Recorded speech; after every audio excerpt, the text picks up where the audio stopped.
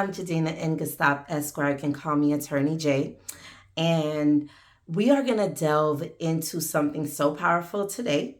It is a necessary step in the divorce process, but we don't always recognize how transformative accepting our role in the divorce can be. I know, it'd be like, no, it wasn't my fault. I get it. But we all play a role, okay? So I want to introduce you to the 3 C's.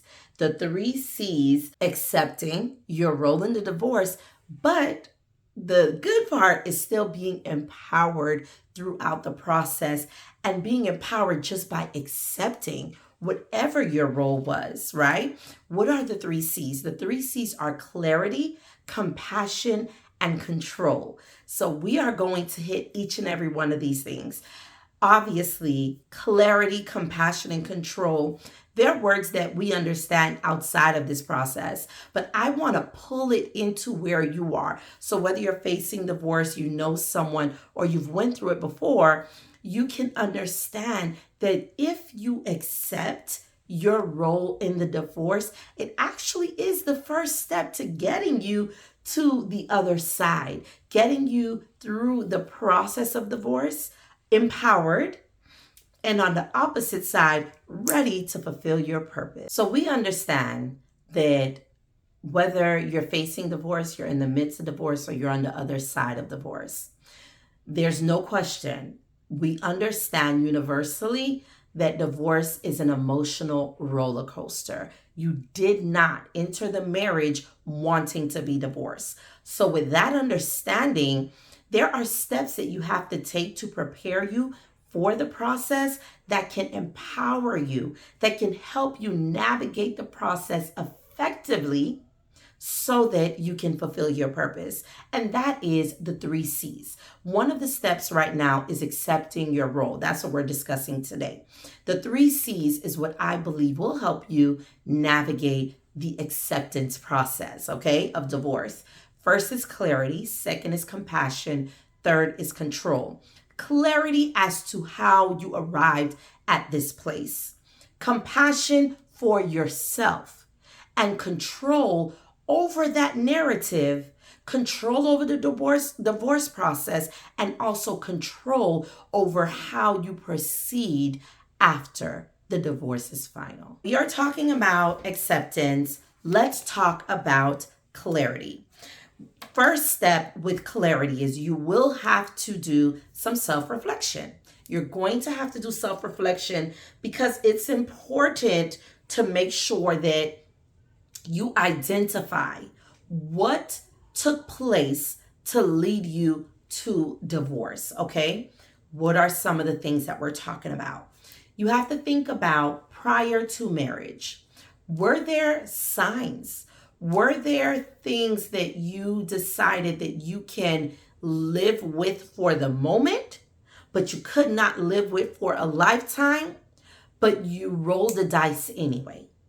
That's a decision that was made that put you in a place where you're in a marriage where some things that the person is doing, you're dating or engaged, there are things that they're doing that you cannot deal with for a lifetime, but because you love the person, because you have hope in change, you believe that if we get married, if they make this big commitment, they will change because now there's something bigger than just dating. There's something bigger than just us, especially if you bring children into the picture, especially if you start building together. There's bigger things, right, than just this moment. So maybe the person can change. That's not, it's not completely rational because we cannot introduce things later on to have someone change if we don't like what's happening right now. So that could have been your situation. Throughout the marriage, it could have been a decision that you made to ignore something that the person did. Or it could have been a small lie. It could have been time, not having enough time for one another, allowing that space to grow until you literally grew apart. But what part did you play? I use this example because this is mostly what usually cause divorce.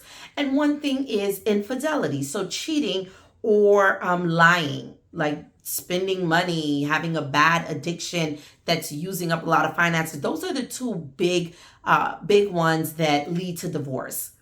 When it comes to the money part, right? So lying about money, gambling, or being very irresponsible with money, or not being truthful about what's going on with the finances, that can lead to a lot of back and forth. However, what actions did you take to help resolve it? What actions did you take that put fuel into the fire? But really asking yourself, what happened within that space of time that you either did not address, that you made worse, or that you could have done better? Like, I did something, but I could have done better. It's important that you think about your actions or lack of action.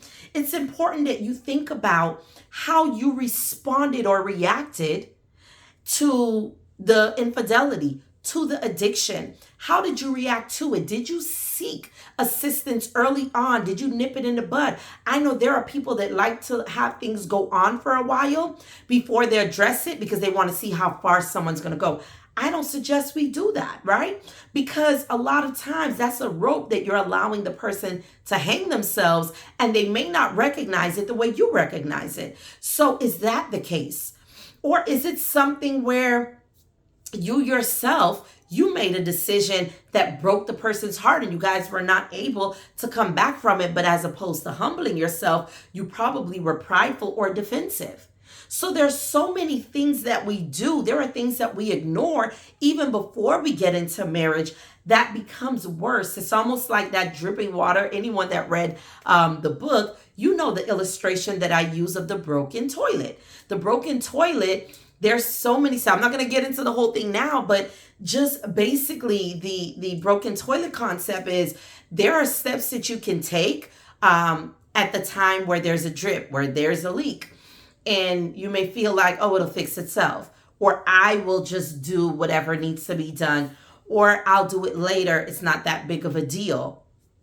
And it becomes a whole situation where the toilet completely breaks and there's no fixing it, right? So if you want more of that illustration, it is in the first chapter of the book.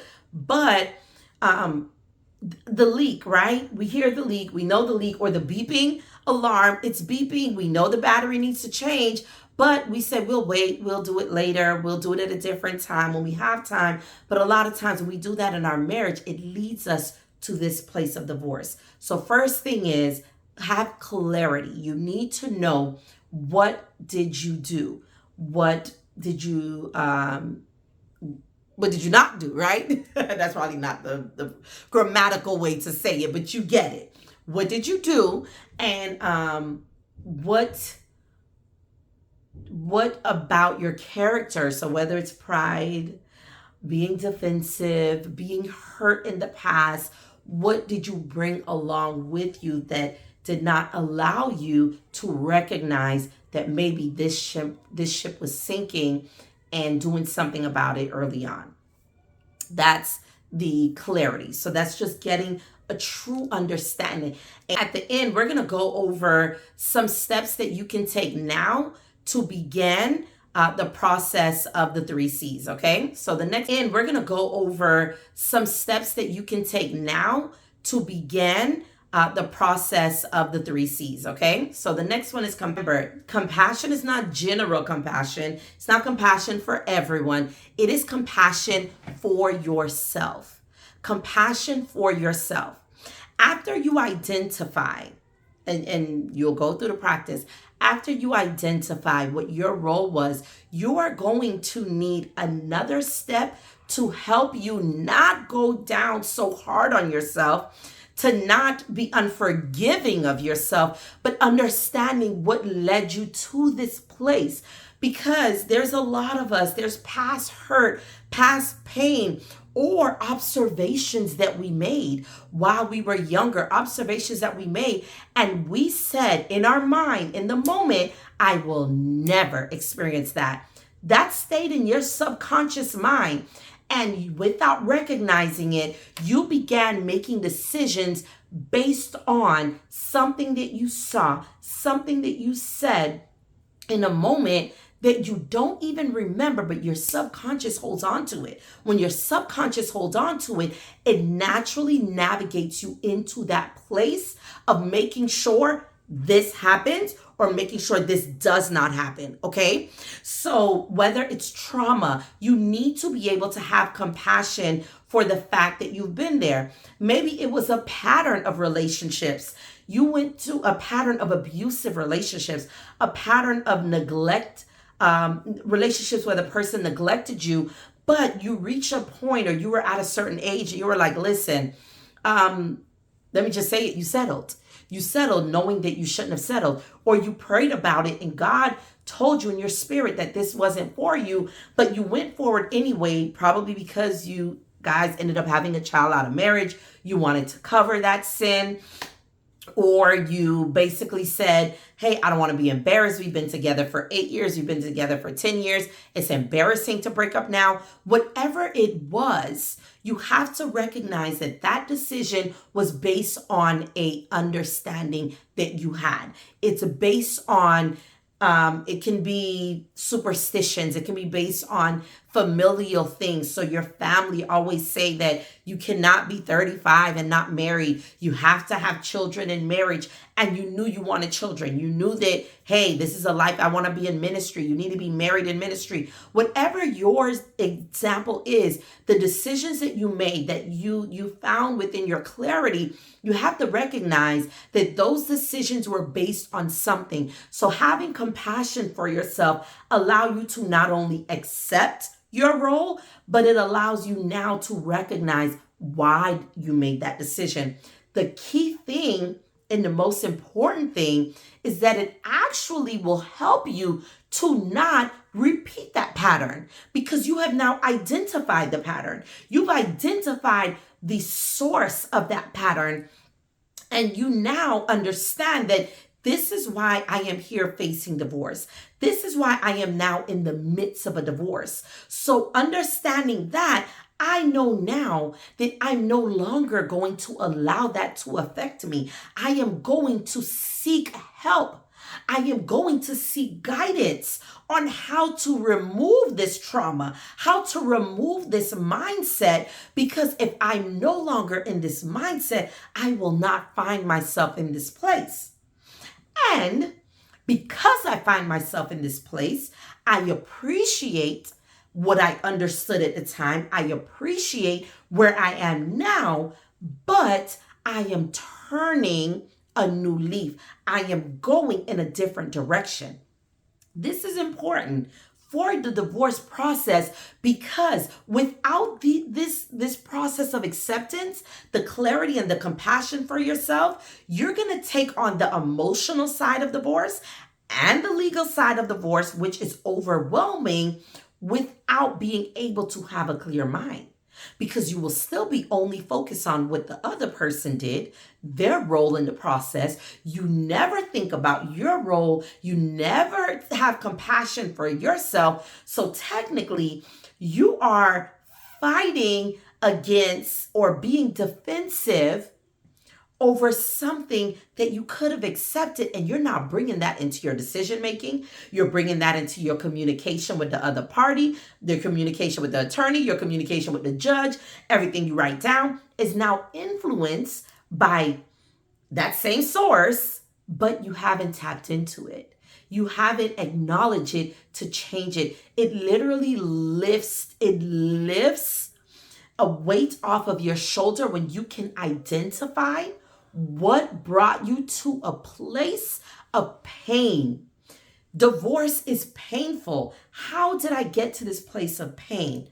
I have clarity now in understanding my role in the divorce, but how did I self to a place of being emotionally sound, being healthy mentally?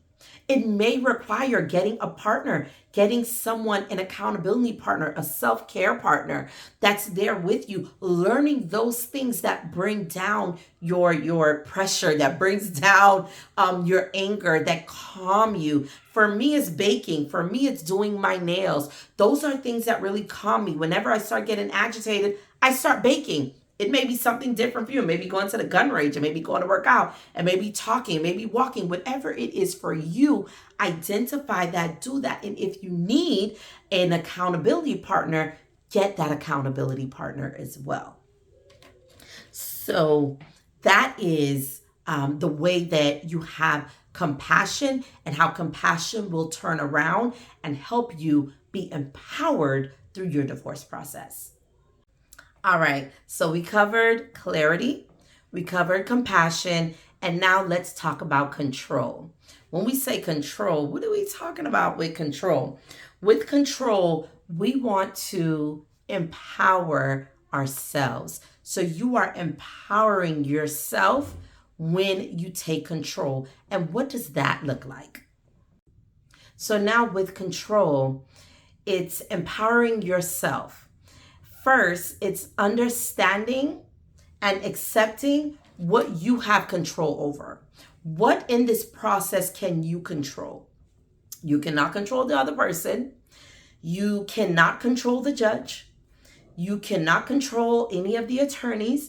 If you hire an attorney, you can let them know your position. You can let them know the strategy that you prefer, if it's one over the other. You can then control what? Yourself. What about yourself can you control through this process? You can control the way that you respond. You can control the way that you communicate, and you can control the way that you receive information. First thing, we already talked about compassion for yourself. So no self-judging, no self-blaming, making sure you are mentally healthy. You are physically healthy. You are not depriving yourself because you're going through this process. You have control over you, your thoughts, your actions, the way that you respond. If you have children together, if you have a business together, and until the divorce is final, you have to communicate a little bit more frequently. The way that you respond to that person is within your control.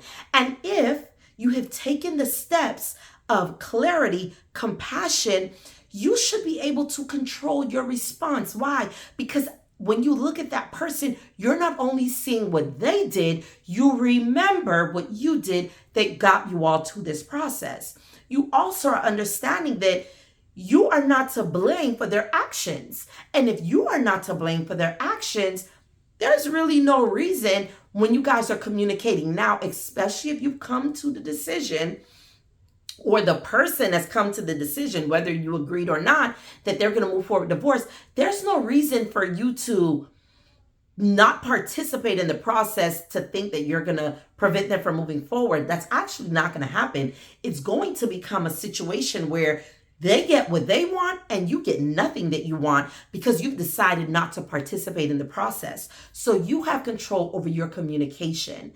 The way you communicate, you should be communicating in peace. Because why? You know how you got here. You know what you're going to do to keep yourself empowered throughout the process. And you also know that you have a purpose after divorce. Life does not end here. Your purpose, your destiny does not end here. So having anger and being combative towards the other party actually doesn't help you. It hurts you. It pulls you back. It'll make the divorce process last longer. So it's better to take control of your emotions, take control of your mind, and say, no, I'm here because this did not work, but it does not mean my life is over. It does not mean I'm still not a child of God. It does not mean I'm not unique. I'm not special. I'm not wonderful. You are still an amazing person. But if you start responding and reacting and your actions reflect anger and hurt and pain, that means that that's where you are. That means that's all that you can produce. And we know that you can produce so much more, right? You can produce your purpose in life, okay? So you want to make sure that if for any reason you recognize that your behavior is a little out of control or you're acting out of anger, you stop yourself. Take control of your behavior. Take control of your communication. And also, if you need a therapist, you need to talk to a therapist. Meet with a therapist. It's an amazing thing. So the stigma of, oh, these people don't seek counseling and, oh, you're really bad if you need a counselor, you need a therapist. No, no, no, no. You're smart and you're empowered because this is a professional that took time to go to school, to go through the process, to go through training to be able to be here for you in this moment. So use the professionals that are there, people in your life that usually empower you. Make sure that you're staying connected, that you're tapped into those individuals. Make sure that you're still going to church. Make sure you're still praying. Make sure you're asking God for direction through the process if you are a believer. Because at the end of the day, God has you in his hand. No one can take you out. Jesus died. His blood has already restored you. So you need to see the other side of divorce because it will help you remain in control of your process. So what are some things that you can do to get you going on the acceptance and empowerment, to get the 3 C's really going? All right, first thing, with the clarity, I know a lot of people are like, I don't want to write things down. You can type it, you can audio, come on. It's real easy to write things down, but you need to journal. You need to write down, physically type it, whether you type it or you do voice to text, however you do it. But you need to actually write down everything because this is internal reflection time, right? We are going to write down everything that you did, you didn't do, some of the actions you're embarrassed of, some of the things you said, some of the things you did that led to being in this place. So you want to write those things down. Next, you want to write down words of affirmation. You want to write a positive. So the first section is you identifying the things that you did. You're identifying your role that led you to this place where you are right now, facing divorce. Next thing you're going to write is a response. So for each of those lines, you are going to write a response as if you're me. I'm the divorce coach. So you take the coach's hat, okay? And you're just going to say a positive affirmation towards that thing, okay? So one line, I always screamed, or I shut down. I cheated. I lied.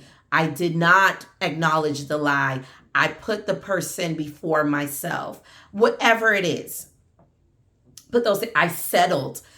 Now the second column will be you identifying affirmations that remove that, right? Because we don't want you. This is compassion, okay? This is your compassion section. Compassion section is going to say the compassion that you have. What is the affirmation? What is the encouraging word you have for that thing that you did? And you are writing down and encouraging yourself. You're writing down, encourage. After you've done those 2 columns, you can always go back to them, right? Always go back. If you're in a moment of feeling angry because of something, you go back to that because you need to, third column, take control. Now, in this column, you're going to write the things that you actually have control over, right? So your actions, your behavior, your tone, right? Sarcasm, whether you have it or not, being in a compromise, being open, being kind, leading with love, understanding that it's about the best interest of the children, not yours. So it really is jotting down all those things you have control over.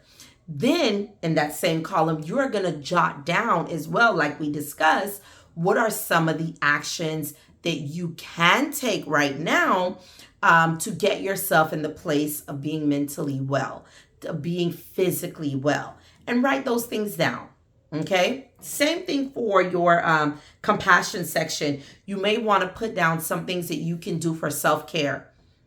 Those things that you can do or read, books that you can read, podcasts you can listen to, all of those things. Jot those things down. And also with the control, what professionals, what type of professionals you would speak to, search it. Reach out to us. You can send me a message. You guys can leave comments here.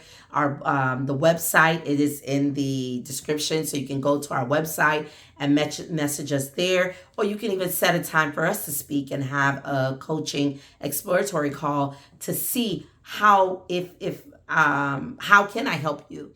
Do you need coaching or do you need doula services? Coaching services are a 6-week process, whether it's group or one-on-one, that allow you to identify where you are in your process, all the information that you need to know, setting your divorce goals, getting you to a place where once your goal is set, you know what life will look like after divorce. The doula services is where we are there for you, supporting you throughout the divorce process.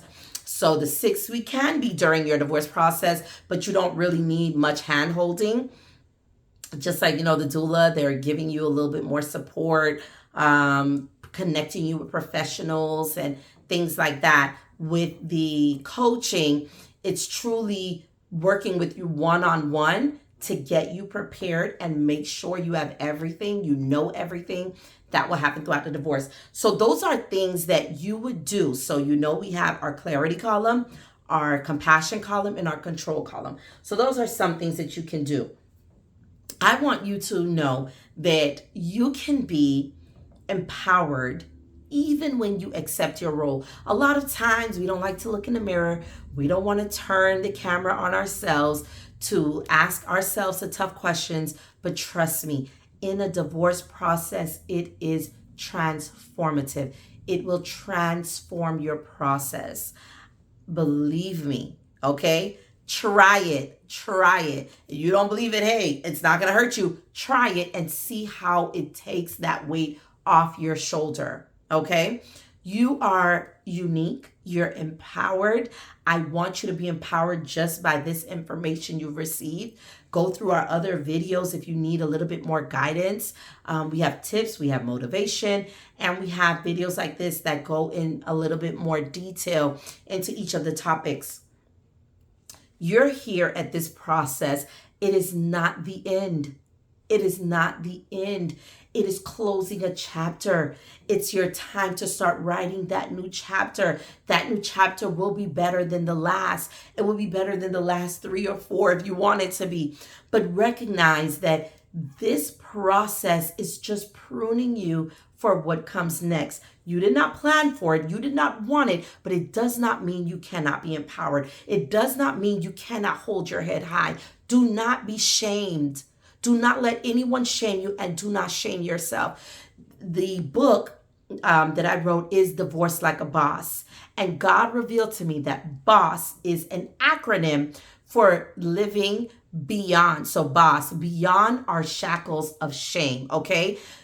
Doesn't matter your culture, it doesn't matter your age. When people are going through divorce, there is an element of being embarrassed that you failed, because we don't like to fail. Yes, the marriage failed because it did not lead to forever, but you are not a failure. The marriage failed. You are not a failure. You need to rise and thrive, live beyond our shackles of shame. When I say our, it's those that you put on yourself, and shackle. You're literally shackled. When you are embarrassed, you're shamed, you're not willing to let your voice be heard. You are not fulfilling your purpose. You are not doing what you're called to, and we need you. We actually need you to be you and do what you're called to do.